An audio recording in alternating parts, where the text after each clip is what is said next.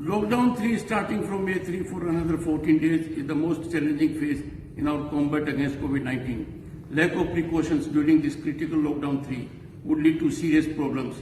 During this relaxation period, we cannot be relaxed in complying with lockdown 3 protocol. A dilution of lockdown protocol will deny all the benefits earned so far. That will be disastrous. This is time to have non-compromising 100% social distancing, avoidance of religious gatherings, and following all directions.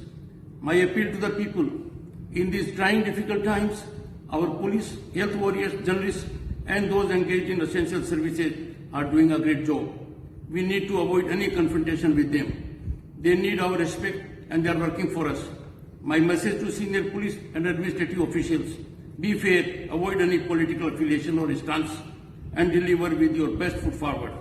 This is the time when we find our health sector and PDS in critical mode. I am sure all concerned in the state government will ensure that the needy get full benefit of free ration from Pradhan Mantri Garib Kalyan Ann Yojana. There should be no corruption, diversion, political interference or controlling this. Benefit should reach poor and not the coffers of black marketeers. Our health warriors need to be encouraged and the health system and infrastructure needs a vigorous handling. I offer my condolences to the families and friends of our health warriors who have lost their lives, as also families and friends of those who have died because of COVID-19. Our battle against COVID-19 is reaching in a very decisive phase.